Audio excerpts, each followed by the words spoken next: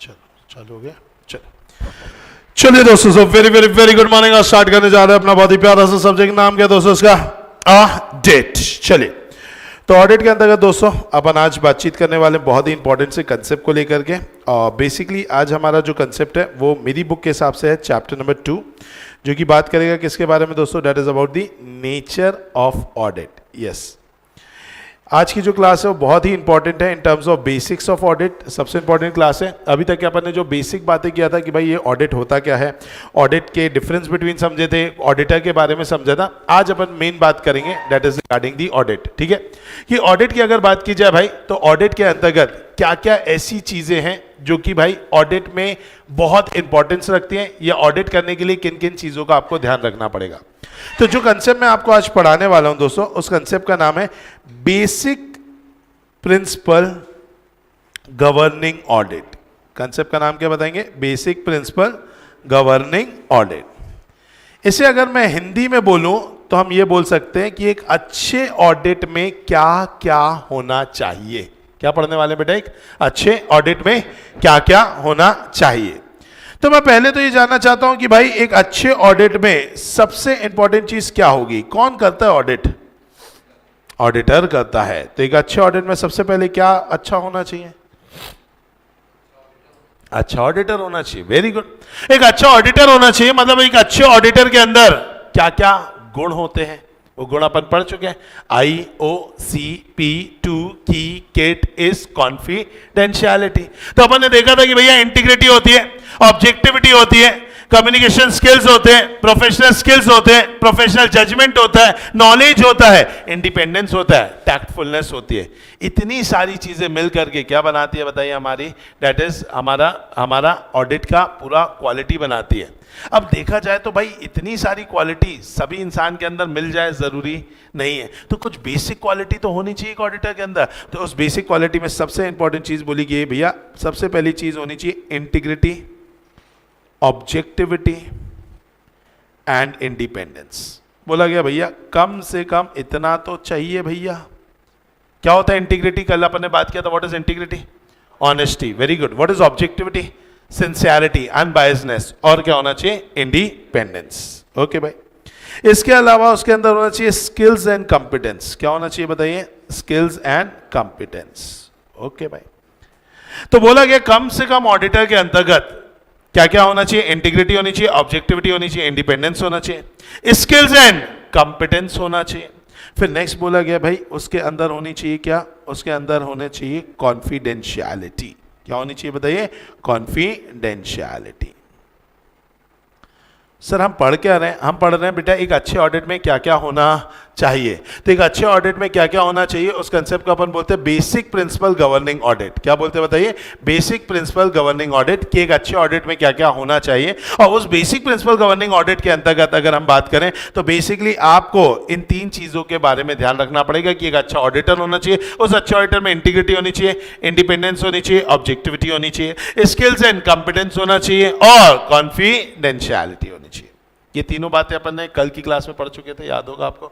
चलिए भाई, इसके अलावा सर और क्या होना चाहिए? तो इसके अलावा एक और चीज होनी चाहिए जिसका नाम है documentation. Sir what is this documentation? आप मुझे बताइए दोस्तों, डॉक्यूमेंटेशन मतलब क्या होता है? किसी भी चीज को क्या करना? लिखना। अभी मैं जैसे जैसे लेक्चर दे रहा हूं मैं देख रहा हूं कुछ बच्चे को हाथ पेंसिल चल रही है, पेन चल रहा है। क्यों चल रहा है? डॉक्यूमेंट कर रहे हो। क्यों कर रहे हो डॉक्यूमेंट? फ्यूचर के लिए। Very good. आपको पता है कि आगे जाकर के डिटेल्स बढ़ती चली जाएंगी। आज जो पढ़ा रहा हूं आज से 4 दिन के बाद शायद याद नहीं रहेगा, क्योंकि ऑब्वियस सी बात है हमारी इंफॉर्मेशन बहुत बढ़े आएगी। तो वो इंफॉर्मेशन को रिकॉल करने के लिए हमारे पास क्या होना चाहिए? डॉक्यूमेंट होना चाहिए। सेम केस किसके साथ भी होता है? ऑडिटर के साथ भी। भाई ऑडिटर जो है वो बेसिकली क्या करेगा? हर चीज को क्या करेगा? चेक करेगा। अब चेक कर करके गलतियां ढूंढेगा। गलतियां उसके दिमाग में रहेंगी तो भाई वो आज नहीं तो कल वो भूल जाएगा, क्योंकि ऑडिट तो महीनों महीनों चलने वाला है। तो वो क्या करता है भाई? वो कागज में लिख लेता है। कल के दिन वो कागज को रेफर करेगा। अच्छा ये गलती है, ये गलती है, ये गलती है, ये गलती थी, ओहो बहुत सारी गलती है। उस हिसाब से वो अपना क्या देता है? ओपिनियन देता है। तो इसके लिए उसे क्या करना जरूरी है? डॉक्यूमेंट करना जरूरी है। तो एक अच्छे ऑडिट में डॉक्यूमेंटेशन होना चाहिए, इंटीग्रिटी होनी चाहिए, स्किल्स होनी चाहिए, कॉम्पिटेंस होना चाहिए, और कॉन्फिडेंशियलिटी होना चाहिए। ओके भाई। सर और क्या होना चाहिए? मुझे यह बताइए दोस्तों कि अगर मैं बात करूं रिलायंस जैसी कंपनी की, रिलायंस जैसी कंपनी जिसका टर्नओवर ही 11 लाख करोड़ रुपए का है, उसको जब चेक करने की बारी आएगी, उसको जब ऑडिट करने की बारी आएगी, तो क्या आप अकेले अपनी खुद की दम पे ऑडिट कर पाओगे?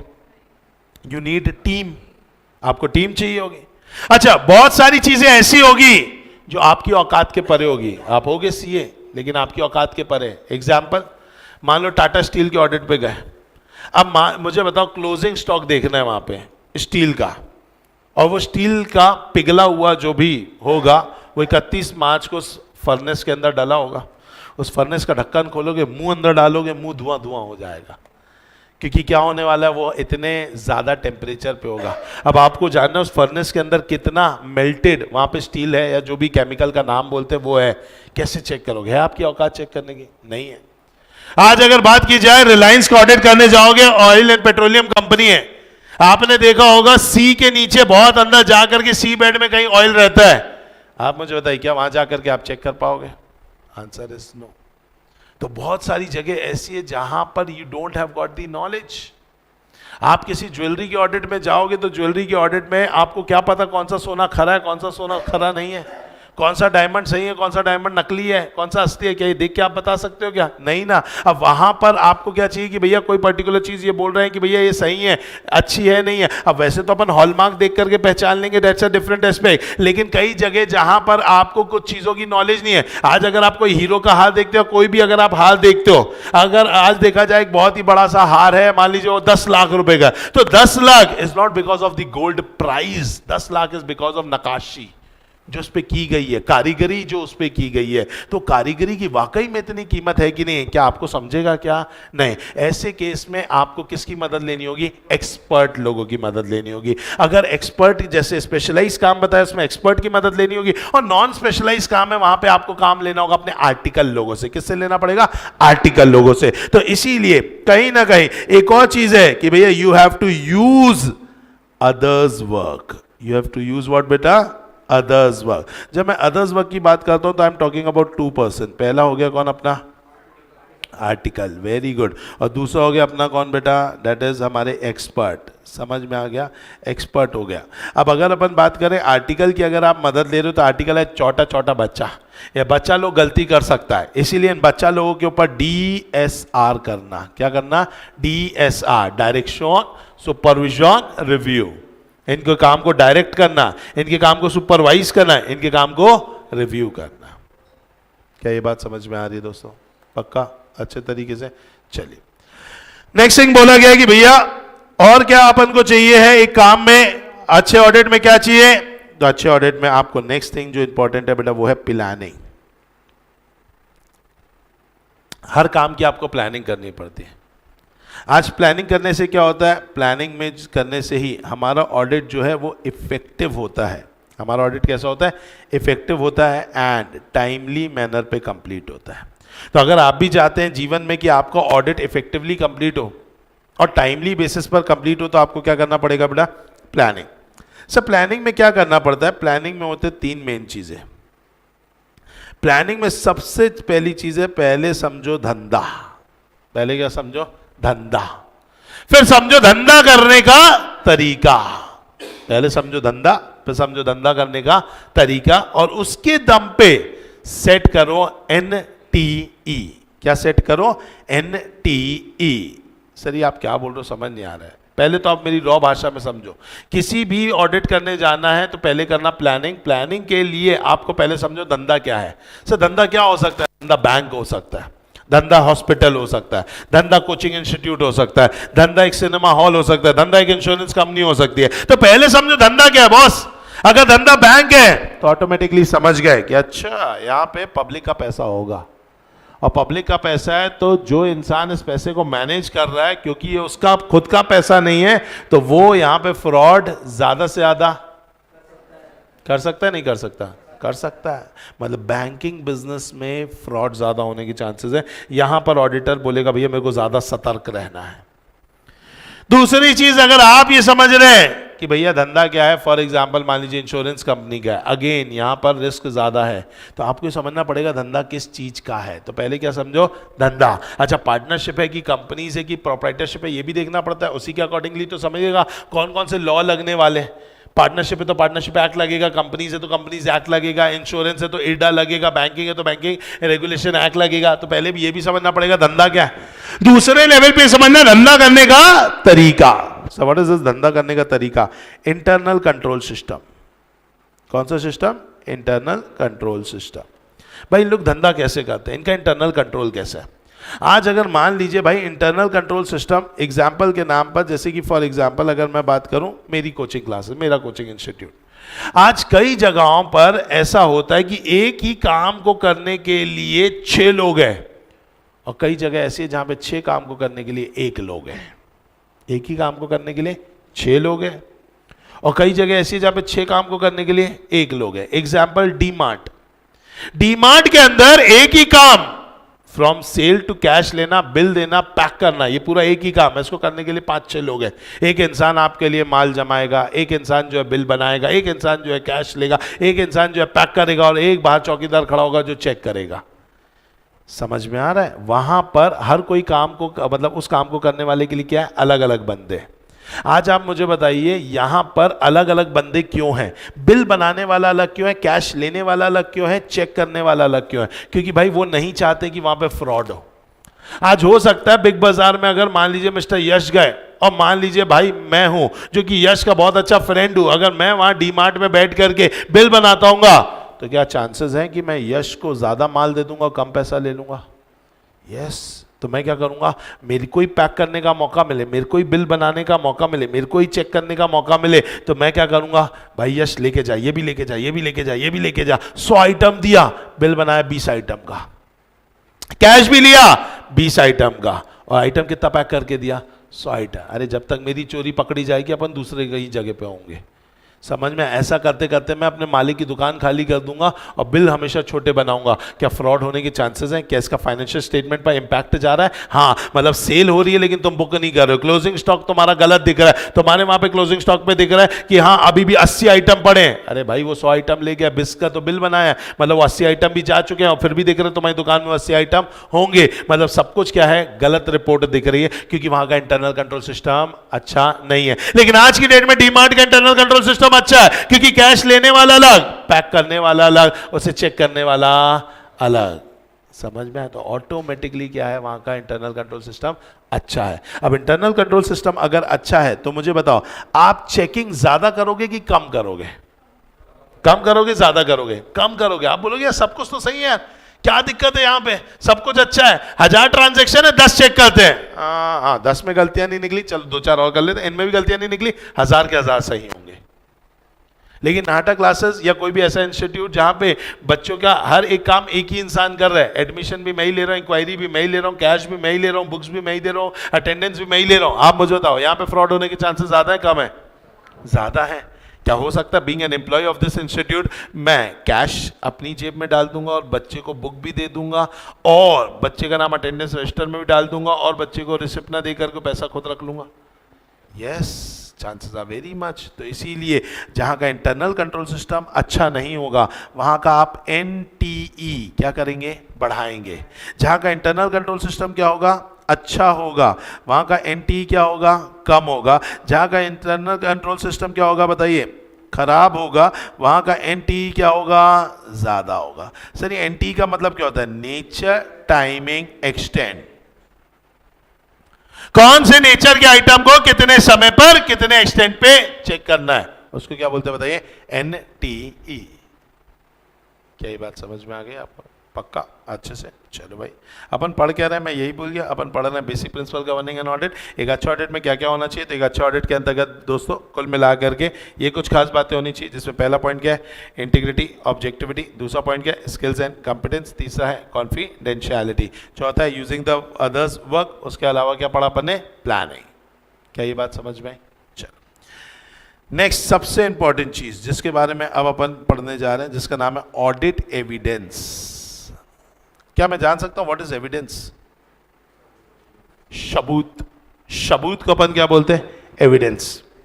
ऑडिट एविडेंस मतलब ऑडिट को करने के लिए हमें कुछ सबूत ढूंढने पड़ेंगे, और ये सबूत क्या होंगे? जैसे कि फॉर एग्जांपल मैं फाइनेंशियल स्टेटमेंट में देख रहा हूं cash account debited to sales account 20,000, तो मुझे उसका सपोर्टिंग एक कागज भी चाहिए जो बिल बना होगा, कितने का?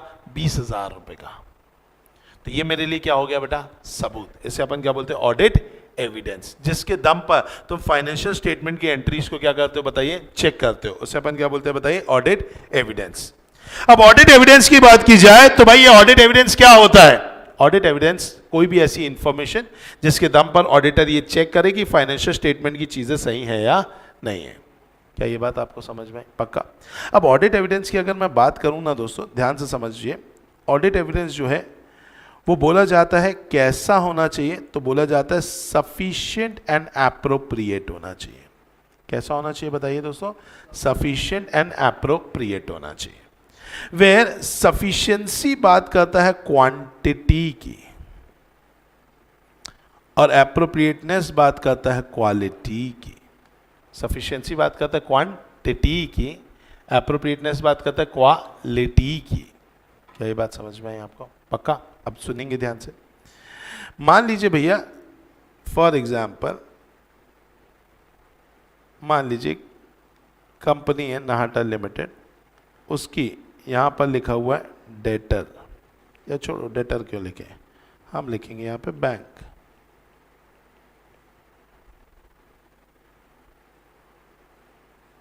यहां पे बैंक लिखा है कितना? 1 करोड़ रुपए।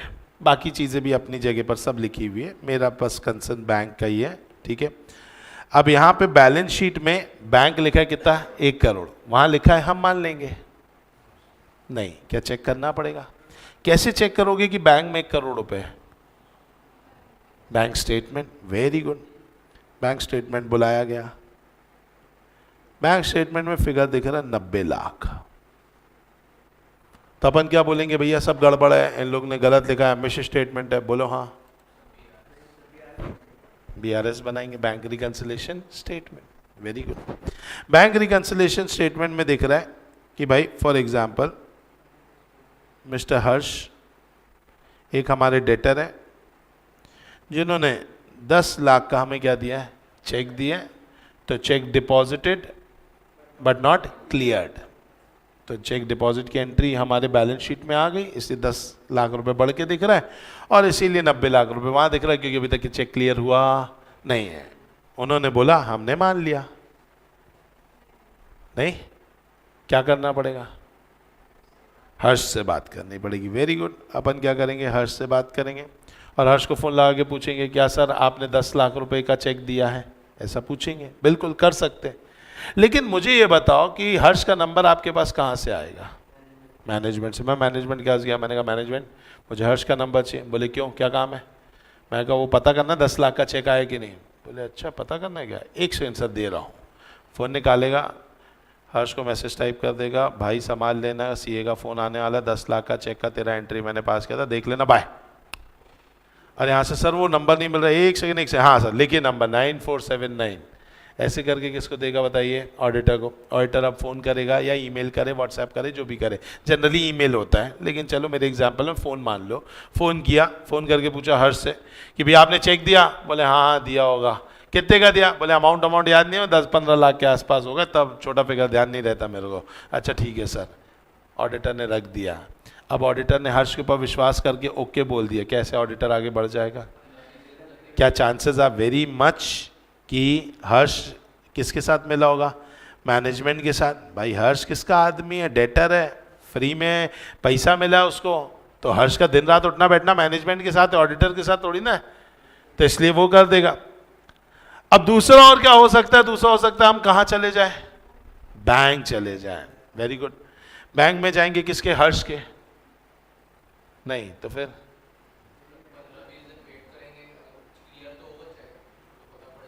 चलो वेरी गुड, ये भी हो सकता है। अच्छा, या तो फिर ये भी एक चीज हो सकती है कि हम बैंक में जाएं, बैंक में जाकर के ये चेक कर लें कि क्या चेक डिपॉजिट वाकई में हुआ है कि नहीं। अब चेक डिपॉजिट हुआ है तो एक्चुअली में उसकी एक स्लिप आती है, पता है आपको, बैंक की एक स्लिप होती है, यस, एक काउंटर फॉइल होती है, एक बड़ा पार्ट होता है। अब बड़ा पार्ट जो है वो बैंक के पास जाता है, जो काउंटर फॉइल है वो हमारे पास आती है। तो हमारा भाई मैनेजमेंट बोल रहा है सर आपको शक हो रहा है, कोई दिक्कत की बात नहीं है, काउंटर फॉइल है, इस पर देखो स्टैंप लगा हुआ है, सील लगा हुआ है। लेकिन अब बीइंग अ चार्टर्ड अकाउंटेंट मुझे मेरे बचपन की एक बात याद आ गई, और वो बात ये थी कि मेरे पापा भी एक बार चेक डिपॉजिट करने के लिए गए थे बैंक में, और वहाँ पे चेक डिपॉजिट का एक क्या होता है, डब्बा रहता है। तो पापा ने क्या किया, वो काउंटर फॉइल खुद रखा, चेक डिपॉजिट कर दिया, काउंटर फॉइल पे खुद ही लेकर के सील मार दी। बेटा पापा ने खुद ही उठाया, सील मार के ले आए। इसका मतलब काउंटर फॉइल पे भी विश्वास किया जा सकता है कि नहीं किया जा सकता? नहीं किया जा सकता। मतलब आप देख रहे हो, आपने बोला सर हर्ष से पूछ लो, अच्छी बात है, लेकिन मेरे को शक हो रहा है। आपने बोला सर बैंक से पूछ लो, बैंक वाला बताएगा नहीं। आपने बोला सर अपन काउंटर फॉइल चेक कर लेते हैं, मैंने कहा भाई उस पर भी सील क्या है, ऐसे ही लगाई जा सकती है। सर मैनेजमेंट से बात कर लो, अरे मैनेजमेंट तो पहले ही झूठा दिख रहा है मेरे को। तो इसका मतलब कहीं ना कहीं अब मुझे देखो डाउट हो रहा है, मतलब एविडेंस तो निकाल रहे हैं, लेकिन ऐसे वैसे एविडेंस से काम नहीं चलता। अपन को कैसा एविडेंस चाहिए बोलो बेटा? Sufficient and appropriate, quality wise एकदम सटीक, 100% 24 कैरेट गोल्ड होता है, वैसे मेरे को 24 कैरेट क्या चाहिए, एविडेंस चाहिए, नहीं तो मैं आगे नहीं बढ़ूंगा। तो सर ये कैसा एविडेंस मिलेगा फिर इस केस में? सर ऐसे में तो मिलेगा ही नहीं। मिलेगा, क्यों नहीं मिलेगा? जैसा अभी बताया कि सर एक काम करते हैं अपन ना, अप्रैल मंथ में चलते हैं। आप तो मार्च में, आप तो अप्रैल मंथ में ही आए होगे ना, अप्रैल का क्या मंगा लो, स्टेटमेंट मंगाओ, अभी तो 31 मार्च तक मंगाए। अप्रैल में 10 अप्रैल के आसपास देखो, क्या राम के नाम का 10 पेटी का चेक है क्या? अगर चेक डिपॉजिटेड है और अगर 31 को क्लियर नहीं हुआ है तो 1 2 3 4 5 6 8 9 कभी तो क्लियर हुआ होगा।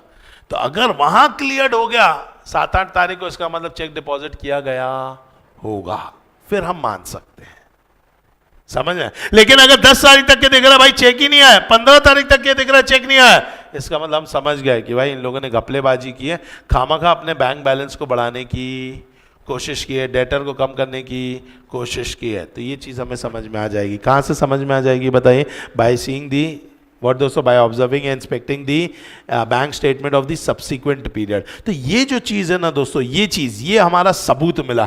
ऐसे सबूत को अपन बोलते हैं, कैसा सबूत बताइए? Sufficient and appropriate. तो ऑडिट एविडेंस अपन को ऐसा चाहिए। अच्छा एक और चीज़ समझाए, अपन एक्चुअली में थे बैंक स्टेटमेंट में, और अपन कहाँ हर्ष के पीछे पड़ गए थे। इसी तरीके से ही ऑडिट होता है, आप निकले कुछ और राह पे हो, कहीं और पहुंच जाते हो, क्योंकि ये काम करता है शकी दिमाग से। कौन से दिमाग से काम करता है? शकी दिमाग से। क्या ये बात समझ में? पक्का? हम पढ़ क्या रहे हैं? हम पढ़ रहे हैं एक अच्छे ऑडिट में क्या क्या होना चाहिए। तो एक अच्छे ऑडिट में क्या क्या होना चाहिए? पहला क्या बोला गया? डॉक्यूमेंटेशन। दूसरा क्या बोला है बताइए? Integrity, objectivity and independence. तीसरा क्या बोला है बताइए? Skills and competence. Very good. फिर क्या बोला गया बताइए? कॉन्फिडेंशियलिटी। Very good. उसके बाद क्या बोला गया बताइए दोस्तों? That is use of others work. फिर अपन ने पढ़ा क्या? प्लानिंग। और फिर क्या पढ़ा? Audit evidence. समझ में? चलिए, इसके अलावा आप और क्या देखेंगे? तो आप देखेंगे भैया एक अच्छे ऑडिट में आपको स्टडी करना होगा। किसको स्टडी करना होगा? Internal control and accounting system. किसको स्टडी करना होगा बताइए? Internal control and accounting system. और लास्ट में आपको क्या देनी है? रिपोर्ट। कौन सी रिपोर्ट? Audit report.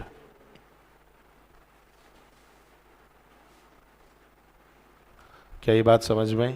पक्का? तो एक अच्छे ऑडिट में क्या क्या होना चाहिए याद करेंगे दोस्तों। पहला डॉक्यूमेंटेशन होना चाहिए। दूसरा इंटीग्रिटी, ऑब्जेक्टिविटी एंड इंडिपेंडेंस होना चाहिए। तीसरा स्किल्स एंड कॉम्पिटेंस होना चाहिए। चौथा कॉन्फिडेंशियलिटी होना चाहिए।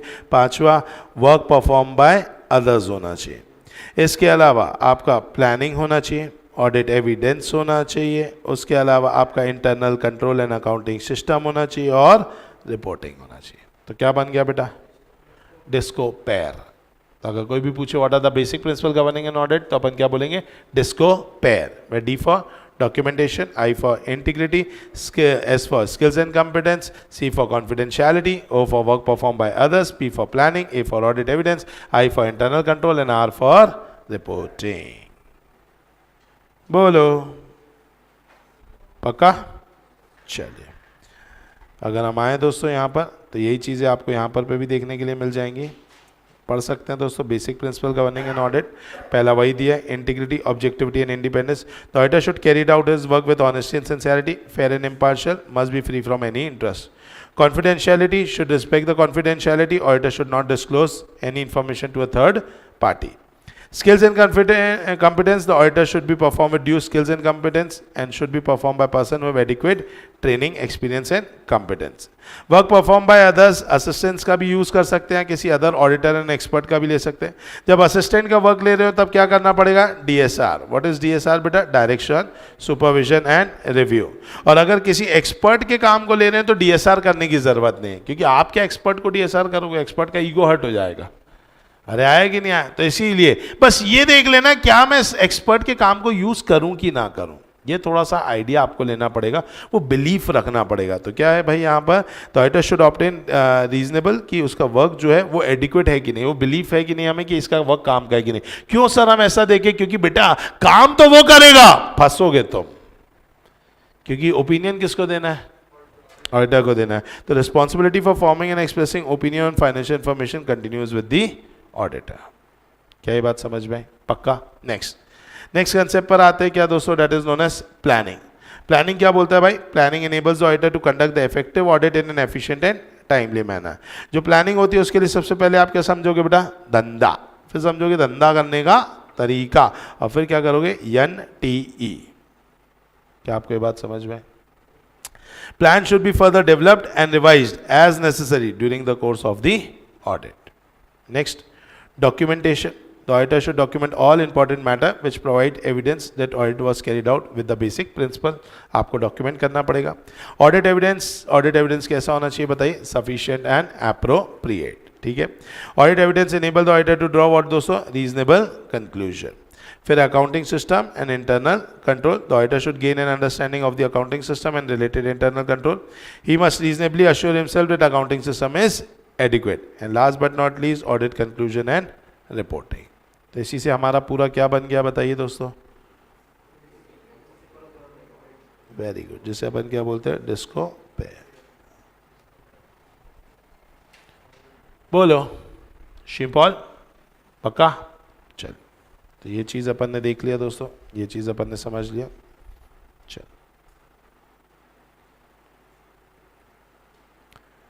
यहां तक के एकदम फिक्स है, तो मैं आगे बढ़ूंगा. ठीक है, चलिए. नेक्स्ट कंसेप्ट जिसके बारे में अपन बातचीत करने वाले हैं दोस्तों, उस कंसेप्ट का नाम है SA 200. क्या नाम है बताएंगे? SA 200. So what is SA 200? SA 200 बात करता है दोस्तों किसके बारे में? SA 200 बात करता है overall objective of independent auditor. क्या बोलता है? बोलो. Overall objective of independent auditor and conduct of audit in accordance with SAs. तो ऐसे दोस्तों ये बोलता है overall objective. So what is this overall objective? तो जैसे बेटा मेरा आपका किसी का भी अगर ओवरऑल ऑब्जेक्टिव जानना है तो उसको थोड़ा सा तोड़ना पड़ेगा, और तोड़ करके अगर अपन बात करें तो हर किसी इंसान के दो ऑब्जेक्टिव निकलते हैं. एक ऑब्जेक्टिव को अपन बोलते हैं प्राइमरी और एक को अपन क्या बोलते हैं? Secondary. So what do you mean by primary objective? Primary objective मतलब एक ऐसा ऑब्जेक्टिव जो ऑब्जेक्टिव को पूरा करना अनिवार्य है, जिस ऑब्जेक्ट को पूरा करना अनिवार्य है. और सेकेंडरी ऑब्जेक्टिव मतलब प्राइमरी के साथ साथ ये ऑब्जेक्टिव भी पूरा हो जाता है, बट हमेशा पूरा हो जाए जरूरी नहीं है. जैसे कि आपके केस में आपका मेन ऑब्जेक्टिव क्या है? CA इंटर को पास करना. सर अगर आप 10 दिन की क्लास लो, 10 दिन में हमें आप 20 क्वेश्चन बता दो और ये गारंटी दे दो बस यही 20 क्वेश्चन में से पेपर आएगा, आप जो फीस बोलो हम देने को तैयार हैं. मत पढ़ाओ पूरा ऑडिट, मत बताओ ये प्राइमरी सेकेंडरी, बस दे दो 4-10 क्वेश्चन दे दो, समझा दो, उनके आंसर लिखवा दो, खेल खत्म. हमें इसमें भी संतुष्टि है कि नहीं है? यस, क्योंकि अपना प्राइमरी ऑब्जेक्टिव क्या है? पास होना. भाई चाहे कुछ भी हो जाए, this is our primary objective. इसीलिए आज अगर अपन बात करें तो आपका ऑब्जेक्टिव जो है वो है पास होना. लेकिन आपको यह भी पता है कि मुझे CA बनने के साथ साथ सफल CA बनना है. तो इसीलिए आप ऐसे टीचर को भी सोचते हैं कि ऐसा टीचर हमें पढ़ा दे जिसके साथ साथ हमें उस सब्जेक्ट की क्या मिल जाए? नॉलेज. समझ में आया कि नहीं आया? तो आपका सेकेंडरी ऑब्जेक्टिव क्या हो जाता है? नॉलेज लेना. तो प्राइमरी ऑब्जेक्टिव क्या है बताइए? पास होना. सेकेंडरी ऑब्जेक्टिव क्या है? नॉलेज लेना. कई बार प्राइमरी ऑब्जेक्टिव को पाते पाते सेकेंडरी ऑब्जेक्टिव पा ही लेते हो. भाई पास होने के लिए क्या करना है? पढ़ना है। पढ़ने के लिए पढ़ते पढ़ते क्या आ जाएगी? नॉलेज। पास होना है तो पढ़ना है, पढ़ने पढ़ते क्या मिल जाएगी? नॉलेज। तो प्राइमरी ऑब्जेक्टिव को अचीव करते करते कई बार सेकेंडरी ऑब्जेक्टिव को भी आप अचीव कर लेते हैं, लेकिन ऐसा भी कई बार होता है कि आप प्राइमरी पा लेते हैं लेकिन सेकेंडरी नहीं पा पाते हैं। कई बार ऐसा होता है कि आपने प्राइमरी पा लिया, जैसे कई बार हमें खुद ही पता नहीं चलता हम पास हो गए। पेपर में तो कितना छोड़ के आए थे, आईसीआई ने पेपर ठीक से नहीं देखा क्या? या फिर कई बार ऐसा लगता है भाई ये सब्जेक्ट में मेरे इतने मार्क्स आ ही नहीं सकते, मेरे पास तो नॉलेज ही नहीं है सब्जेक्ट का। यस और नो होते ही, एक आध दो दोस्त आपका ऐसा होगा, शायद आप भी ऐसे हो सकते होंगे इनमें कि भाई अपन को उम्मीद ही नहीं थी कि अपन पास हो सकते हैं और हो गए। या फिर अगर अपन बात करें किसकी और आ जाओ, सीए फाउंडेशन में, सीपीटी जिसमें भी आपने पढ़ा होगा, मैथ्स में, स्टैट्स में भारी भारी चीजें थी, differentiation, integration, mean, median, mode, AP, GP, HP. क्या सर्वत्र ज्ञान है? Permutation, combination, probability. पूछ लूं बेटा सवाल, एक डाइस फेंकेंगे तो क्या क्या होगा, क्या मैं पूछ लूं क्या? नहीं, वो सर वहीं तक ही सीमित था। जैसे तैसे बस एबीसीडी खेल करके आ गए, पास हो गए। इसके बाद गणित से दूर दूर तक हमको कोई लेना देना नहीं है। मतलब आपके पास नॉलेज नहीं है शायद, लेकिन फिर भी आप क्या हो गए बेटा? पास हो गए। अब क्या नॉलेज जो है नहीं है लेकिन फिर भी पास हो गए, मतलब सेकेंडरी ऑब्जेक्टिव पूरा नहीं किया फिर भी प्राइमरी ऑब्जेक्टिव पूरा हो गया, तो क्या आप अपना ऑब्जेक्टिव जो आपको चाहिए था मिल गया, तो क्या उससे संतुष्ट होकर के आगे बढ़ जाते हो? यस।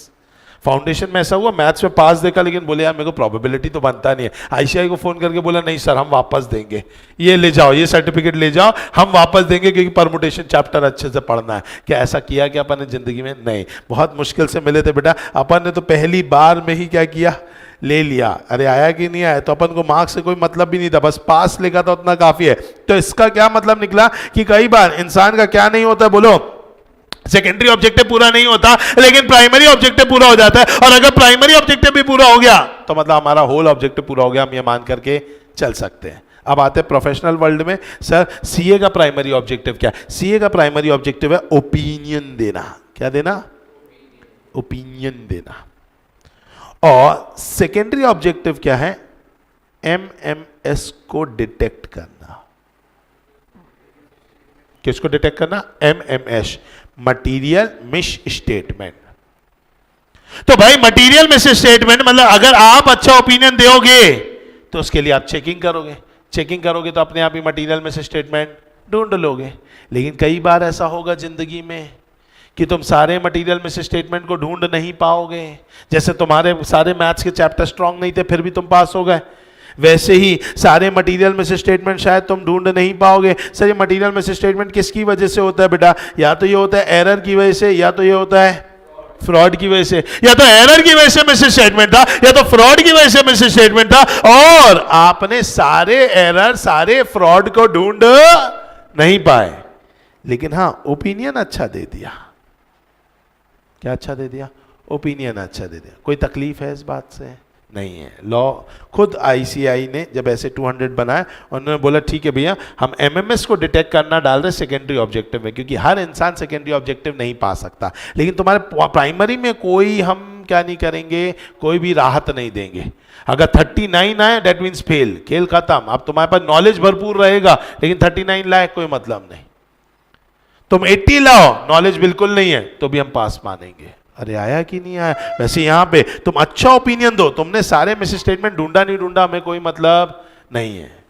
इनफैक्ट आईसीआई ये भी बोलता है कि तुम सारे मिस स्टेटमेंट ढूंढ भी नहीं पाओगे।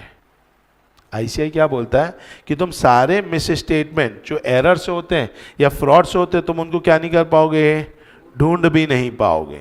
सर क्यों नहीं ढूंढ पाएंगे? हम ढूंढ लेंगे। नहीं ढूंढ पाओगे, because act of management, because of act of management.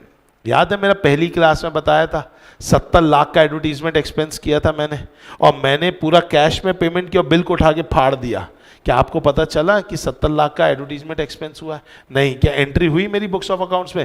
नहीं हुई। तो ये क्या? Act of management. मैनेजमेंट ऐसा खेल रचेगा कि आपको बताएगा नहीं कि जो बुक्स के बाहर की चीजें हैं वो आपको कभी पता ही नहीं चलेगी, सपना थोड़ी ना आएगा आपको। दूसरा, नेचर ऑफ फाइनेंशियल रिपोर्टिंग। हमारा फाइनेंशियल रिपोर्टिंग करने का तरीका, हमारा फाइनेंशियल स्टेटमेंट बनाने का तरीका जो है वो थोड़ा वाहियात है, अच्छा नहीं है। हमारी accounting system is not good. So why it is not good? कितना अच्छा तो है, नहीं है बेटा। मेरे दादाजी ने ये प्रॉपर्टी खरीदी थी 3 लाख रुपए की किसी जमाने में, तो ये है भाई 3 लाख। आज मेरी बैलेंस शीट में पता है कितने की दिख रही है? 3 लाख माइनस डेप्रिसिएशन। बिल्डिंग तो डेप्रिशिएट होती है, 3 लाख माइनस डेप्रिसिएशन। बाजार में बेचने जाऊंगा, कितने की बिक रही है? 3 करोड़ की। अब बताओ, बैलेंस शीट में दिख रही है 3 लाख माइनस डेप्रिसिएशन, और बेचने निकल रहा हूं तो कितने की बिक रही है? 3 करोड़ की। ये एसी कल लगवाया 70,000 रुपए का, आज निकाल करके बेचूंगा तो 70 में तो बिक ही जाएगा, 50 में भी नहीं बिकेगा। पता है आपको? ये सुनो, 40-30, लेकिन मेरी बुक्स ऑफ अकाउंट्स में कितने का है?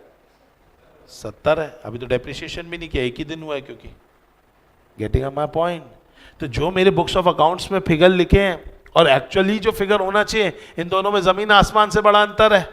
मेरा फाइनेंशियल स्टेटमेंट बनाने का जो तरीका है वही खराब है, वही मिस स्टेटमेंट से भरा है। 3 करोड़ की चीज 3 लाख में दिखा रहा, 50,000 की चीज 70,000 में दिखा रहा हूं। प्रोविजन फॉर डाउटफुल डेट डाल दे रहा हूं कि इस बैच में से दिख रहे हैं मेरे को कुछ बच्चे नहीं देने वाले, प्रोविजन फॉर डाउटफुल डेट। लेकिन आपने कहा नहीं सर, हम आपको देंगे फीस चाहे कुछ हो जाए, तो आपने ला करके फीस दी। फिर भी मैंने क्या बना दिया? Provision for doubtful debt, provision for depreciation. आप मुझे बताइए, मैंने ये सब कर दिया है, लेकिन एक्चुअली मैं नहीं, खामा मैं अपने प्रॉफिट के साथ खिलवाड़ कर रहा हूं ना। तो ये सब क्या है? नेचर ऑफ फाइनेंशियल रिपोर्टिंग खराब है, इसके कारण मिस स्टेटमेंट रह ही जाते हैं भाई। यही तो मिस स्टेटमेंट है कि 3 करोड़ की चीज को 3 लाख दिखा रहे हो। This is what? Miss statement. But this is not because of me, this is because of the nature of financial reporting. Getting my point? दूसरा, तीसरा, टाइम। टाइम की वजह से लैक ऑफ व्हाट दोस्तों? टाइम। कहीं ना कहीं भाई क्या नहीं है, ऑडिटर के पास टाइम नहीं है। क्यों? क्योंकि वो ऑडिट चालू ही करता है अप्रैल के बाद, और उसको जुलाई अगस्त में रिपोर्ट देनी है। कैसे करेगा बेचारा? इतने कम समय में इतना बड़ा काम कैसे करेगा? तो फिर वो क्या करना चालू कर देता है? सैंपलिंग करना चालू कर देता है। अब सैंपलिंग चालू करता है तो मतलब वो पूरी चीजें नहीं चेक करता, पूरी चीज चेक नहीं करता तो मिस स्टेटमेंट वहां पे रह जाने के चांसेस है ही है। अब वो ज्यादा या कम तो ठीक है अपनी जगह पर, लेकिन है मतलब मिस स्टेटमेंट तो रहेंगे बॉस। तो यही तो सेकेंडरी ऑब्जेक्टिव है। समझ में आया कि नहीं आया? पक्का अच्छे से? फिर पावर्स आपकी कैसी है? पावर आपकी इन्वेस्टिगेटर जैसी नहीं है।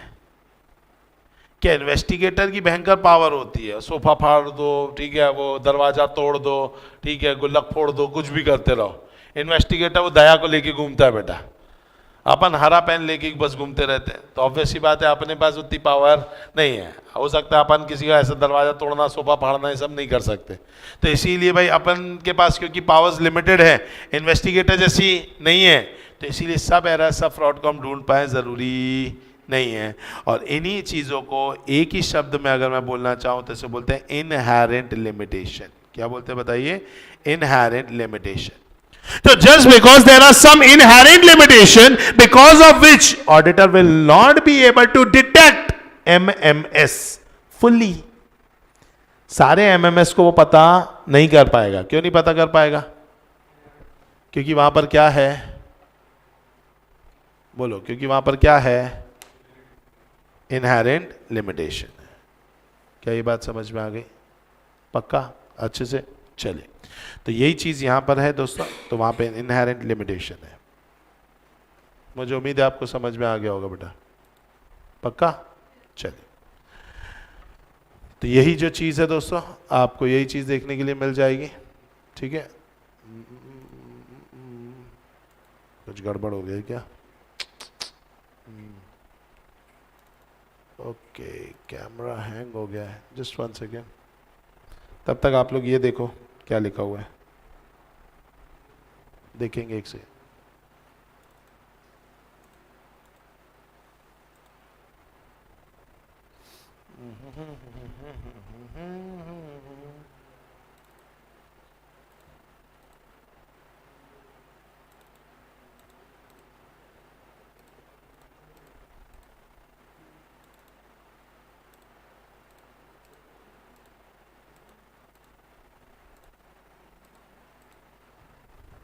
चलो एक सेकंड रीड करो क्या लिखा हुआ है, एक सेकंड बस।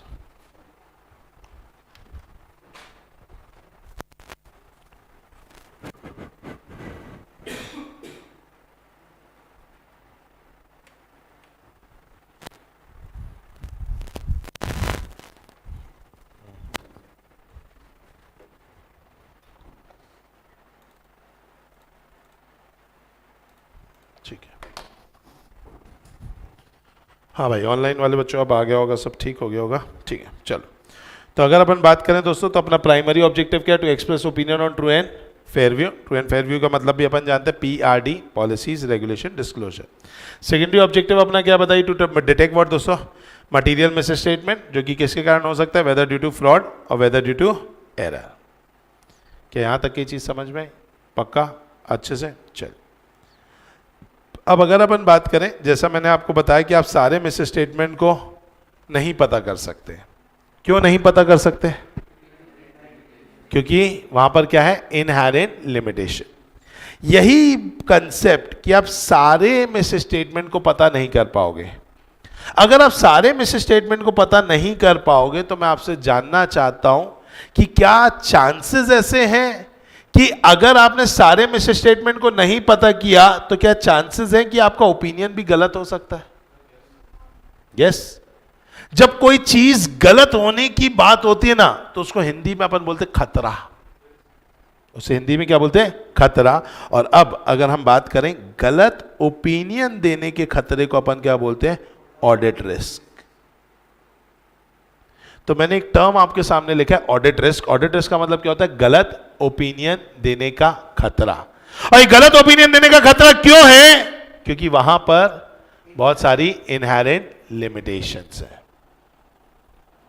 समझ में आए? जैसे आपको भी खतरा है किस चीज का, फेल होने का। किसी को खतरा पास हो गए तो क्या होगा जिंदगी में, ऐसा कोई खतरा तो नहीं है किसी को। हमेशा नेगेटिव चीज का क्या होता है, खतरा। अच्छा अगर आपका पास वो खतरा है, ये तो पहले दिन से ये, जैसे सीए इंटर में आपने अपना रजिस्ट्रेशन फॉर्म भरा तब से खतरा चालू हो गया, फेल हो जाएंगे फेल हो जाएंगे फेल हो जाएंगे। तो आपने उस खतरे को कम करने के लिए क्या किया, पढ़ाई चालू की, कोचिंग क्लासेस ज्वाइन की, रोज पढ़ रहे हैं 8-8 9-9 10-10 घंटा। यही काम ऑडिटर को भी करना होगा। उसको ये पता है कि ऑडिट रिस्क है तो उसको अब क्या करना होगा, ऑडिट रिस्क को कम करना होगा। अब मैं आपसे इतना जानना चाहता हूं, क्या वो ऑडिट रिस्क को कम करेगा कि जीरो करेगा, कम करेगा जीरो करेगा। जीरो करने का मतलब क्या है, आपने रिस्क को जीरो कर दिया, इसका मतलब क्या है कि रिस्क है ही नहीं। जैसे कि आप, अगर मैं आपको बोलूं आपने फेल होने का खतरा जीरो कर दिया, इसका मतलब तुम कॉन्फिडेंस के साथ जाओगे एग्जाम देने के लिए, यही बात है। लेकिन क्या कभी ऐसा हो सकता है जिंदगी में, जो AIR 1 जाता होगा क्या वो एटीट्यूड में जाता होगा क्या, लाओ पेपर ICI छीनो, एग्जामिनर से छीन लेते पेपर, लिखना है मेरे को, क्या ऐसा होगा क्या। AIR 1 के अंदर भी डुक डुक डुक डुक करता होगा कुछ, यार समझ में आ रहा है कि नहीं आ रहा है। तो उसकी भी हालत तुम्हारे जैसी ही रहती है, सिंपल सी बात है। मतलब AIR 1 भी कॉन्फिडेंस से नहीं जाता है, उसको भी डुक डुक होता रहता है। क्यों होता है, क्योंकि भैया उसको पता है मैं अपने रिस्क को जीरो नहीं कर पाया हूं। हाँ भले ही मैंने उसको क्या किया है, कम किया है। कम किया है मतलब भाई डर तो आज भी है, अगर उसको नहीं रहता तो सब में 100 लेके आता ना। फेकाई के लिए किसी में 60 लाता, किसी में 70, किसी में 95, किसी में 92, सब में लाता ना। फिर 90, 95, 98, 99, 100 ऐसे लेके आता, नहीं लेके आ पाता ना, क्योंकि उसका भी कुछ कुछ छूटा रहता है। बस ये रहता है कि उसने अपने उस रिस्क को कम कर लिया। वो बोलता है मैं 4 रिवीजन करके आया हूं, उसका रिस्क कम है। आप बोलते भाई पहली बार ही पढ़ लिया वही बहुत है, तो आपका रिस्क क्या है, ज्यादा है। तो 4 रिवीजन करके बैठे, उसका रिस्क कम है लेकिन उसका रिस्क जीरो नहीं है। वैसे ही ऑडिटर के साथ भी है कि भैया ऑडिटर जो है वो कभी भी अपने रिस्क को क्या नहीं कर सकता, जीरो नहीं कर सकता। वो क्या कर सकता है, वो उसे लो लेवल तक ला सकता है। कहां तक ला सकता है, लो लेवल तक। लेकिन क्या नहीं कर सकता, जीरो नहीं कर सकता। कभी भी लो लेवल तक के ला सकता है बट क्या नहीं कर सकता, जीरो नहीं कर सकता। सर जीरो क्यों नहीं कर सकता, क्योंकि वहां पे क्या मौजूद है, इनहेरेंट लिमिटेशन। मतलब इनहेरेंट लिमिटेशन की वजह से ऑडिट रिस्क कभी भी क्या नहीं होता, जीरो नहीं होता। उससे आप बस क्या ला सकते हो, लो लेवल तक ला सकते हो। क्या ये बात समझ में, इसी वजह से अब जुड़ती जा रही, कड़ी पे कड़ी जोड़ रही है। इसी वजह से वो कॉन्फिडेंस नहीं आता है। समझ में? AIR-1 अगर है ना, घर से बोल के कभी नहीं निकलता जीत जाएंगे, हो जाएगा, पास तो अपन है ही, कोई टेंशन की बात नहीं, ये कभी कोई बच्चा नहीं बोलता है। समझ में? उसको AIR-1 क्या बोलता है? हाँ पढ़ा है, कॉन्फिडेंस है, कर तो दूंगा paper, chances are very much अच्छा जाएगा, लेकिन घर से बोल के नहीं निकलता 80 पक्का है, उसका भी अंदर डुक डुक होता रहता है, क्योंकि वहां पे क्या है? Inherent limitation. समझ में? आउट ऑफ सिलेबस क्वेश्चन आ गया तो, क्वेश्चन नहीं समझ में आया तो, बड़ा क्वेश्चन आ गया तो, लेंथी पेपर आ गया, ये सब क्या है? मुझे याद नहीं आया तो, ये सब इनहेरेंट लिमिटेशन है। वैसे ऑडिटर के भी अपने इतने सारे इनहेरेंट लिमिटेशन है, इसलिए ऑडिटर जो है 100% अश्योर्ड नहीं रहता। कैसा अश्योर्ड नहीं रहता? 100% अश्योर्ड नहीं रहता, मतलब उसको क्या नहीं होती है? एब्सोल्यूट अश्योरेंस नहीं होती है। क्या नहीं होती? एब्सोल्यूट अश्योरेंस नहीं होती, उसे मिलती है हमेशा और हमेशा रीजनेबल अश्योरेंस। तो इससे कड़ी से कड़ी जुड़ी कि भैया इसी से समझ में आया कि जो ऑडिटर है, क्योंकि वहां पे इनहेरेंट लिमिटेशन है, इसलिए ऑडिटर कभी भी अपने ऑडिट रिस्क को क्या नहीं कर सकता? जीरो नहीं कर सकता। सिर्फ वो कहां तक ला सकता है? लोअर लेवल तक, जिसकी वजह से ऑडिटर जो है जब अश्योर्ड होगा तो एब्सोल्यूट अश्योर्ड नहीं होता। कैसा अश्योर्ड होता है? रीजनेबली अश्योर्ड होता है। और यही उसका ऑब्जेक्टिव है कि भैया तू अपने आप को रीजनेबली अश्योर्ड कर ले। ऑडिटर का ऑब्जेक्टिव क्या है? ऑडिटर को क्या करना है? ऑडिटर को बस अपने आप को आश्वासन देना है, संतुष्ट करना है, अश्योर्ड होना है, वो भी कैसा? रीजनेबली। एब्सोल्यूट नहीं हो सकता, नहीं हो पाएगा एब्सोल्यूट, सोच भी मत एब्सोल्यूट की, बस इतना कर ले कि भैया हाँ मैं रीजनेबली अश्योर्ड हूं। किस बात के लिए? कि ये जो फाइनेंशियल स्टेटमेंट मैंने चेक किए ना, इसमें MMS नहीं है। किस बात के लिए अश्योर्ड है? कि जो फाइनेंशियल स्टेटमेंट मैंने चेक किया इसमें MMS नहीं है। किस बात के लिए अश्योर्ड है? कि जो फाइनेंशियल स्टेटमेंट मैंने चेक किया इसमें MMS नहीं है। इस बात के लिए ऑडिटर क्या होगा बताइए? अपने आप को एब्सोल्यूट अश्योर्ड करेगा, रीजनेबली अश्योर्ड करेगा, और उसके दम पे वो ओपिनियन देगा कि ये जो फाइनेंशियल स्टेटमेंट है ये क्या शो कर रही है? True and fair view. समझ में आया कि नहीं? पक्का? अच्छा, ट्रू एंड फेयर व्यू का मतलब क्या था?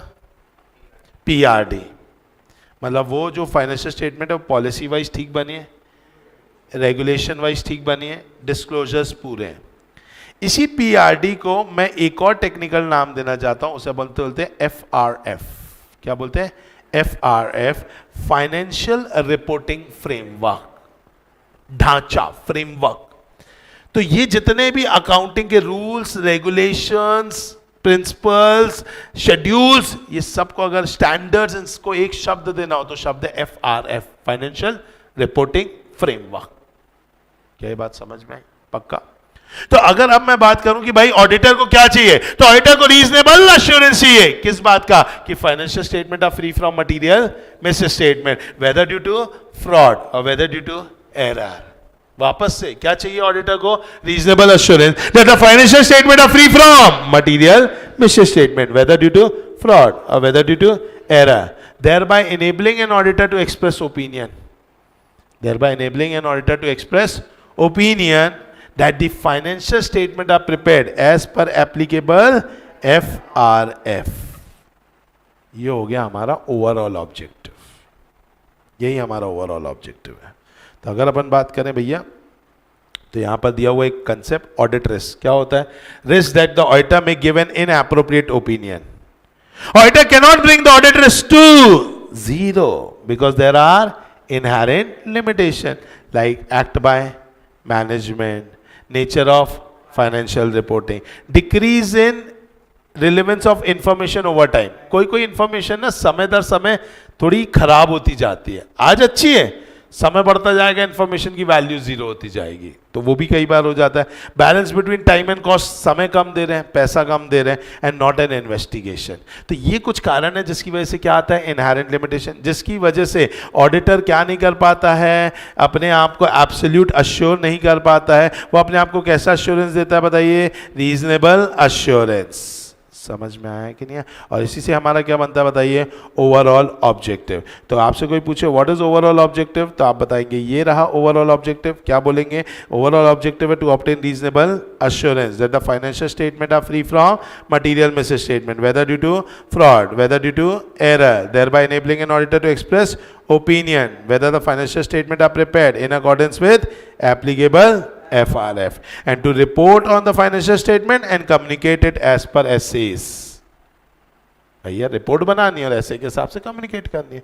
सो कौन सा ऐसे किसी को पता है? 700.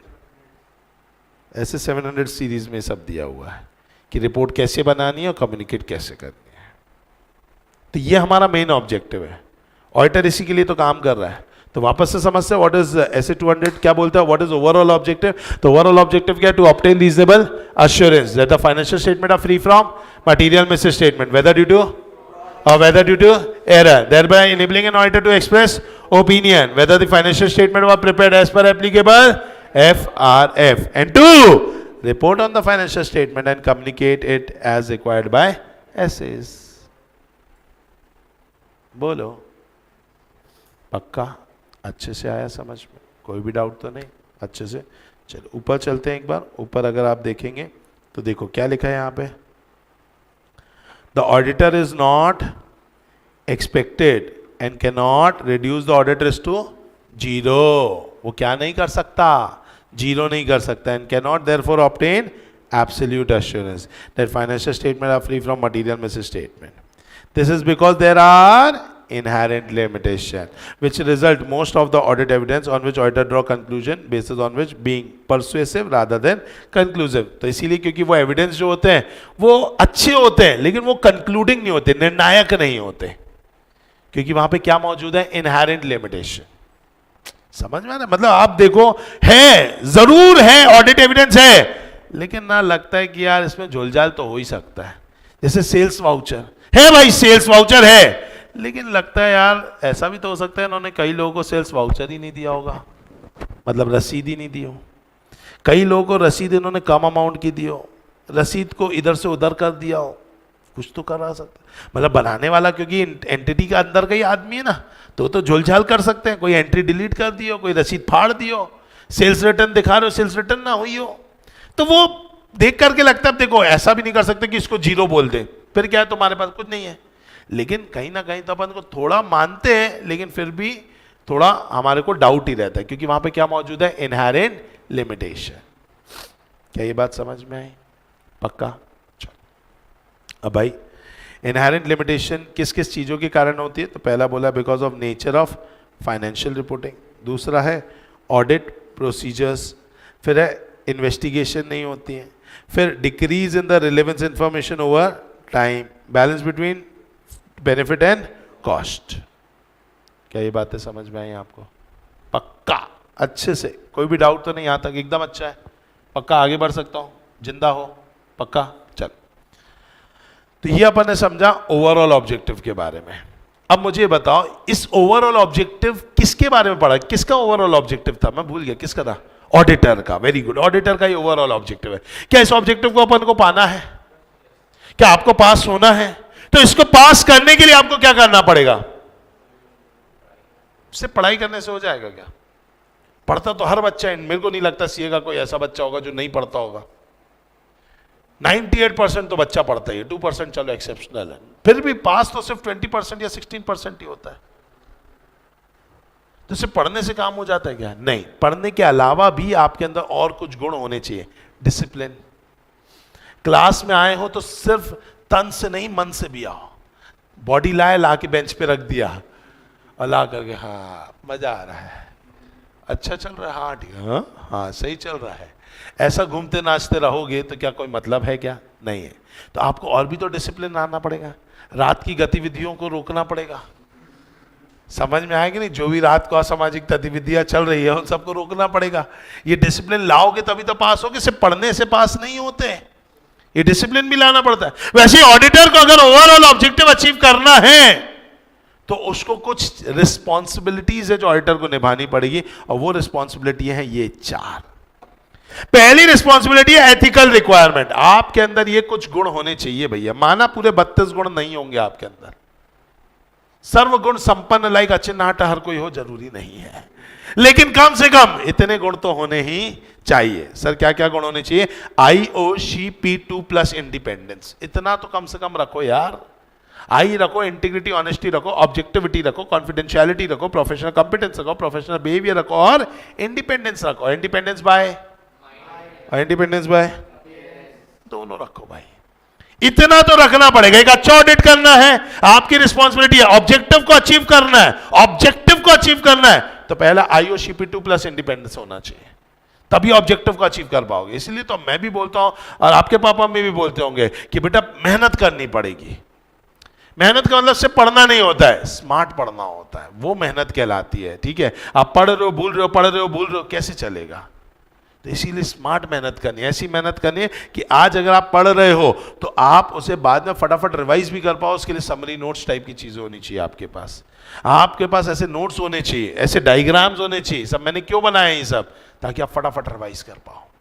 तो ये क्या है बताइए दोस्तों? That is ethical requirement. तो भैया एथिकल रिक्वायरमेंट होनी चाहिए IOCP2 प्लस इंडिपेंडेंस। दूसरी चीज आपके अंदर होना चाहिए प्रोफेशनल स्कैप्टिसिज्म। क्या होना चाहिए? Professional scepticism. So what is scepticism? Mummy का दिमाग। मम्मी का दिमाग कैसा होता है बेटा? शकी का दिमाग बेटा। मम्मी सिर्फ शक करती है, चेहरा देख करके बता देती है कि आज बच्चा कुछ कांड करके आया है। समझ में आया? फिर आपसे होता है सवाल, आप देते हैं जवाब, उस जवाब से मम्मी एक नया सवाल बना लेती है। इस दिमाग को क्या बोलते हैं बेटा? Scepticism. An attitude having questioning mind, alert to condition which may indicate possible misstatement. तो आपके अंदर क्या होना चाहिए एक अच्छा ऑडिट करने के लिए? बताइए, स्कैप्टिसिज्म होना चाहिए। सर स्कैप्टिज्म होने से क्या होता है? स्कैप्टिज्म होने से हम अनयूजुअल सर्कमस्टेंसेस को ओवरलुक नहीं करते। नहीं तो आप क्या करोगे ना, अनयूजुअल सर्कमस्टेंसेस होने के बाद भी ओवरलुक कर दोगे। एग्जाम्पल, जैसे कि फॉर एग्जाम्पल अगर मान लीजिए आपको इस बार लगा कि भाई मेरी जो सेल्स है वो बहुत ही ज्यादा है, या चलो सेल्स छोड़ो, मेरे मार्केटिंग एक्सपेंसेस बहुत ही क्या है? ज्यादा है। आपने मुझसे बोला सर मार्केटिंग एक्सपेंसेस आपके बहुत ज्यादा है। मैं कहा हाँ सर बहुत मार्केटिंग की हमने, बैंकर मार्केटिंग की। ठीक है भाई, आज मार्केटिंग की है तो क्या होना चाहिए? सेल्स बढ़नी चाहिए। आपका तो पिछले के हिसाब से 20% डिप है, मतलब आपकी तो सेल्स और टूटी है। ऐसी मार्केटिंग क्या कर डाली कि अपनी खुदे की सेल 20% गिरा डाली। थोड़ा 10% उठा लेते, तुम तो 20% और नीचे चले गए। तो अपन को ये ओवरलुक नहीं करना है। अपन ने देखा कि अरे एडवर्टीजमेंट एक्सपेंस इन्होंने बहुत किया है तो अपन को देखना पड़ेगा। अपन ऐसा थोड़ी ना ओवरलुक, हाँ किया होगा जाने दो, उनका धंधा, अपन को क्या करना, आगे बढ़ो। अरे ऐसा नहीं भाई, देखो उसको, कई लोग झूठ तो नहीं बोल रहे अपन से, खामा का कोई एक्सपेंस बढ़ा रहे, तो ये अनयूजुअल आइटम है, इसे ओवरलुक नहीं करना है। ओवर जनरलाइज नहीं करना है। Drawing conclusion. ओवर जनरलाइज मतलब हाँ होता ही होगा ऐसा, तो ऐसा नहीं होना चाहिए। समझ में? लाइक मैंने बनाया प्रोविजन फॉर डाउटफुल डेट। मेरी फीस है 1 करोड़ रुपए, पूरे साल भर का revenue 80% provision for doubtful debt में डालते, 80 लाख रुपए। बोले सर ऐसा कैसे? मैं कहा बच्चे सर आते हैं पैसा खा जाते हैं, क्या कर सकते सर? अब बच्चों से कैसे पैसा मांगे, आप ही बताइए सर। नहीं मांग पाता हूं मैं पैसा, बच्चा खाता है चला जाता है, पढ़ता है चला जाता है, ठीक है चला गया चला गया, मैं क्या कर सकता हूं? सिर्फ श्राप दे सकता हूं उसको यहां से बैठे बैठे, अरे आया कि नहीं आया। अब क्या आप ऐसा ओवर जनरलाइज करके आगे बढ़ जाओगे क्या? हाँ होता ही होगा, कहाँ टीचर बेचारा पैसा मांग पाएगा बच्चों से, क्या ऐसा सोच सकते हो क्या आप? नहीं, दिस इज ओवर जनरलाइजिंग। आप कंक्लूजन ड्रॉ करते समय क्या कर रहे हो? ओवर जनरलाइज करो। Inappropriate assumption while determining NTA of audit procedure. कुछ भी अजम्पशन ले रहे हो, मान लीजिए मैंने अपना डीमार्ट जैसा सिस्टम कर दिया, मेरे यहां पे भी एडमिशन फॉर्म भराने के लिए एक अलग व्यक्ति है, कैश लेने के लिए अलग व्यक्ति है, आपके एडमिशन रोल नंबर्स वगैरह देने के लिए और आपके एडमिशन किट देने के लिए अलग व्यक्ति है, अटेंडेंस लेने के लिए अलग व्यक्ति है। कि एक ही काम को कितने लोग कर रहे हैं? 4 लोग कर रहे हैं। But these 4 are brother from same mother. चारों क्या है बताइए? भाई भाई। अब एक इंसान अगर ये चारों काम को करता तो फ्रॉड होता, बड़ी बात, सिंपल बात है। तो भैया चारों भाई मिल के भी करेंगे तो भी फ्रॉड कर पाएंगे, क्योंकि they are brother from same mother. Fraud करना तो सभी कर पाएंगे। अब आप बोल रहे हैं अरे नहीं ना, इन लोग विश्वास तो रखते ही होंगे यार, 4 लोग हैं, चारों भाई एक जैसे थोड़ी ना होंगे, कोई तो ईमानदार होगा। इस टाइप के असम्पशन लेकर के NTA कम कर रहे हो। क्या सही कर रहे हो गलत कर रहे हो? गलत कर रहे हो। आपका तो शकी दिमाग होना चाहिए। आपको तो सोचना चाहिए जहां अच्छा है उसको भी गंदी निगाहों से देखो। मैनेजमेंट कितना भी पवित्र हो, आप देखो मैनेजमेंट वो दिमाग है जो कि कंपनी को खोखला कर रहा है। जब तक वो चीज नहीं लाओगे तब तक ऑडिट नहीं कर पाओगे। तो ऑडिट के समय पर आपको ये बेसिकली स्केप्टिज्म रखना पड़ेगा, और स्केप्टिज्म आपको हेल्प करता है किन किन चीजों में बताइए। ओवरलुक आपको नहीं करने देता अनयूजुअल सर्कमस्टेंसेस, ओवर जनरलाइज नहीं करने देता while drawing conclusion, inappropriate assumption नहीं लेने देता वाइल डिटरमाइनिंग व्हाट दोस्तों NTE। क्या ये बात समझ में आ गई? पक्का? अच्छे से चलिए नेक्स्ट, कब रिक्वायर्ड है ये, कब रिक्वायर्ड है हमारा क्या स्केप्टिसिज्म, कब रिक्वायर्ड होता है? शकी दिमाग कब आता है मम्मी का? हर दिन मम्मी शक करती रहती है क्या तुमको? सुबह उठे तुमने गुड मॉर्निंग बोला मम्मी शक कर रही, क्या ऐसा होता है क्या? नहीं ना, जब कुछ कांड करके आओगे तभी होगा। तो भाई वो मम्मी को महसूस हो जाता है। जैसे आपको महसूस कब होगा? जब आपको लगेगा कि भैया कॉन्ट्राडिक्टरी ऑडिट एविडेंस है, यहां से कुछ पता लगा है कुछ अलग बात पता चली, यहां से पता लगा है कुछ अलग बात पता चल रही है, तो अपना फिर शकी दिमाग ऑन हो जाता है। दूसरा, question on reliability of document, हमें डाउट हो रहा है रिलायबिलिटी ऑफ डॉक्यूमेंट में। Example FD, fix deposit. अब फिक्स डिपॉजिट की अगर मैं बात करूं दोस्तों, मुझे बताएंगे कि FD जो होता है, फिक्स डिपॉजिट जो होता है, उसमें बैंक में ओरिजिनल FD सर्टिफिकेट मिलते हैं हमें कि फोटोकॉपी मिलती है?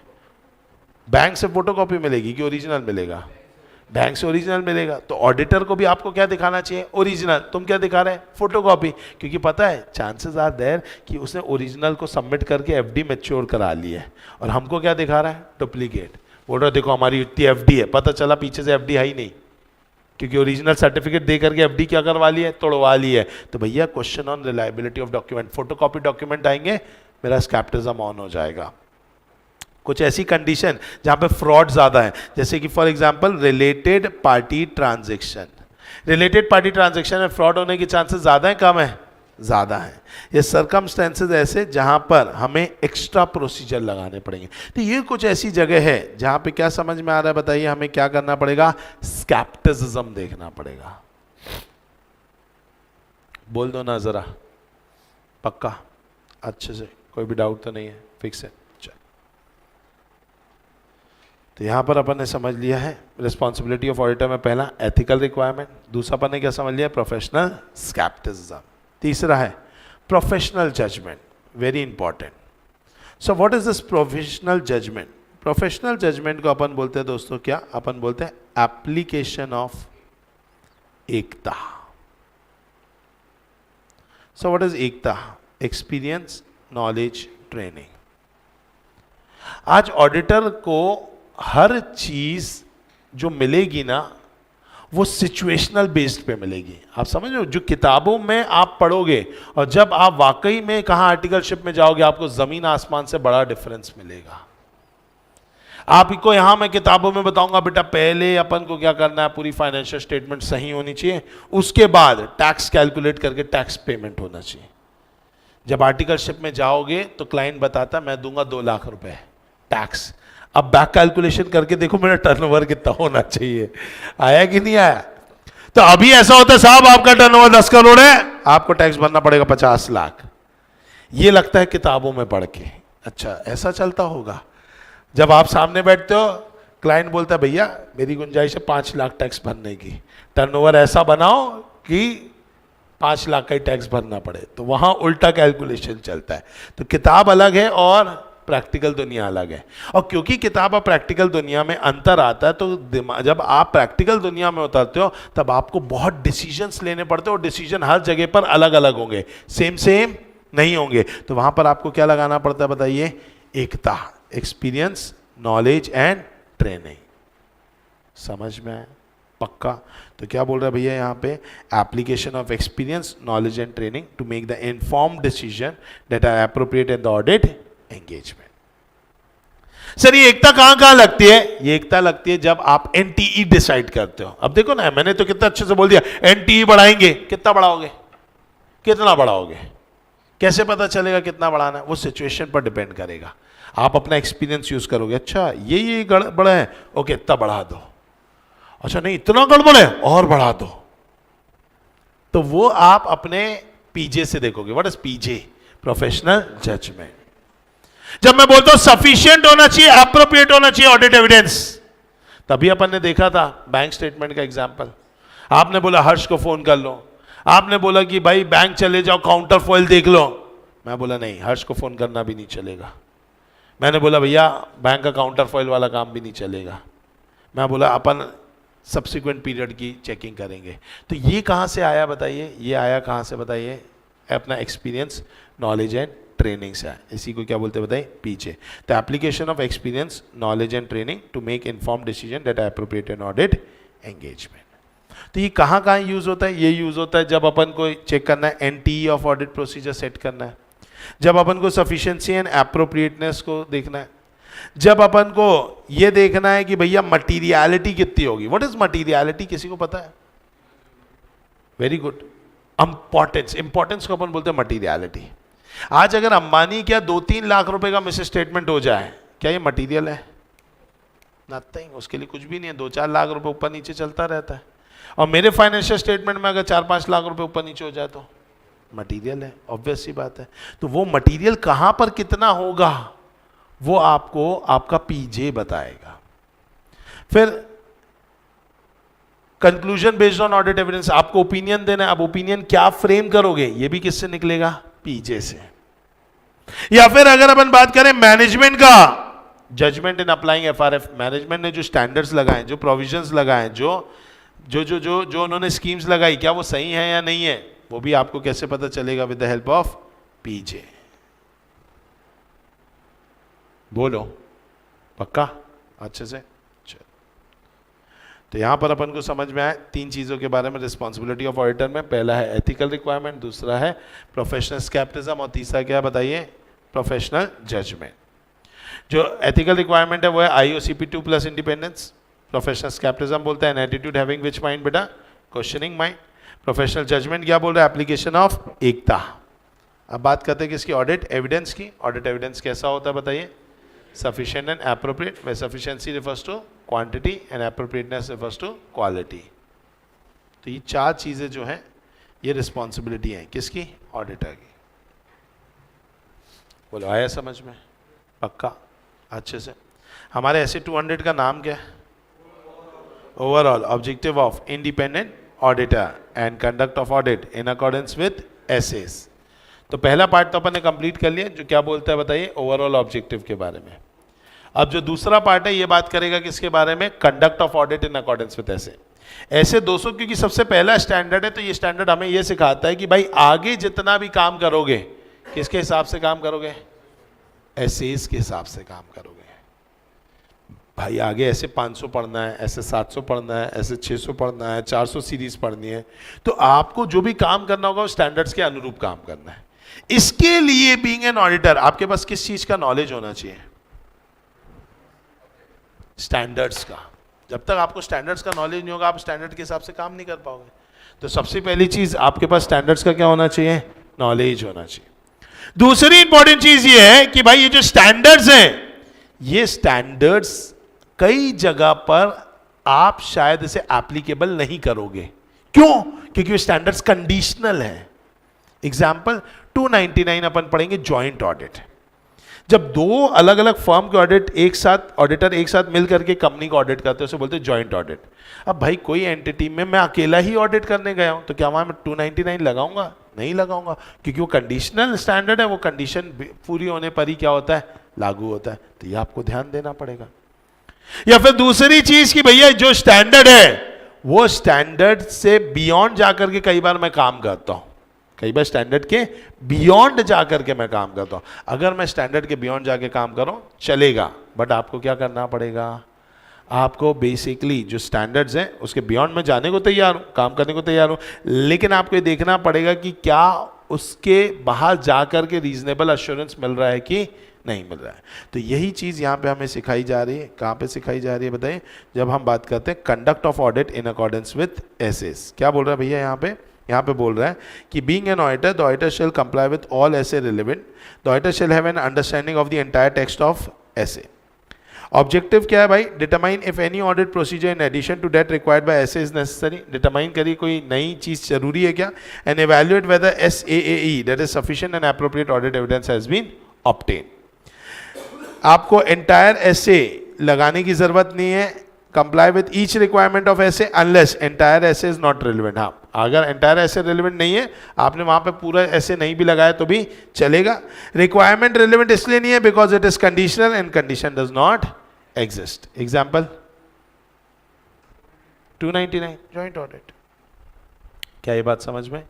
फिर हमने पूरी बातें पढ़ ली. क्या ethical requirement IOCP2 plus independence. फिर क्या हमने पढ़ लिया professional scepticism and attitude of questioning mind. पढ़ लिया. क्या अपन ये पढ़ लिया कि इससे क्या होता है? Overlooking, over generalising, inappropriate assumption नहीं लेते हैं. प्रोफेशनल स्केप्टिसिज्म में contradictory, question reliability, possible fraud, ये सब होता है. प्रोफेशनल जजमेंट पढ़ लिया. क्या एप्लीकेशन ऑफ एकता, और कहाँ कहाँ पे लगता है? Materiality, anti sufficiency, management judgement, drawing conclusion. और ये हो गया क्या? Sufficient and appropriate audit evidence, जिसमें अपन ने समझा कि sufficiency refers to quantity, appropriateness refers to quality. हमें लेना है कौन सा assurance? Reasonable assurance, not absolute assurance. बोलो, क्या ये बात समझ में आई? पक्का? चलो जल्दी से इसको ड्रॉ कर लेंगे, फटाक से ड्रॉ करेंगे इसको. ये ड्रॉ किया है क्या आपने ओवरऑल ऑब्जेक्टिव? नहीं किया? चलो ड्रॉ कर लो एक बार फटाक से.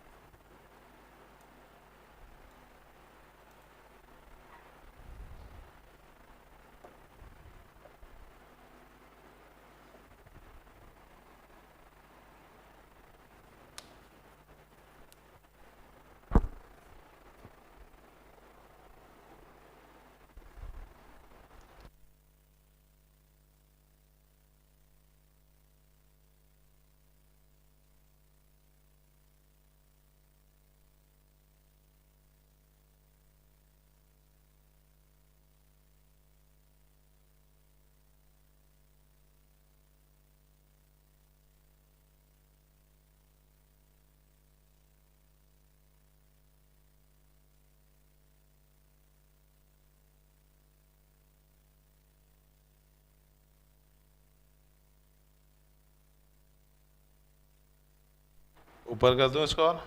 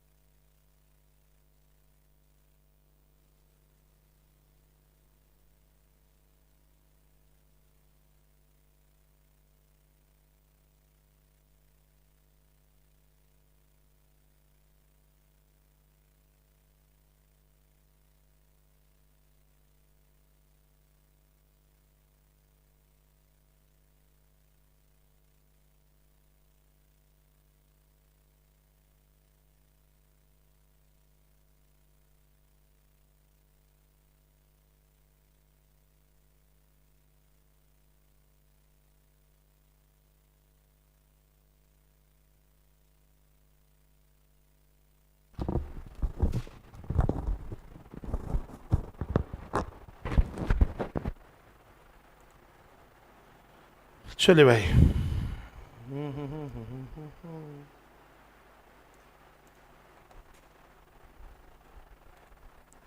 चलो ऑनलाइन में कोई भी डाउट? सो कल से क्लासेस यूट्यूब में रहेंगी? नहीं बेटा, कल से क्लासेस यूट्यूब में नहीं रहेंगी, आज लास्ट डे है यूट्यूब का, ठीक है। चलो यहाँ तक के लिख लिया सभी ने? पक्का अच्छे से? चलो तो अभी के लिए कर रहे हैं अपन इतना ही दोस्तों, ठीक है।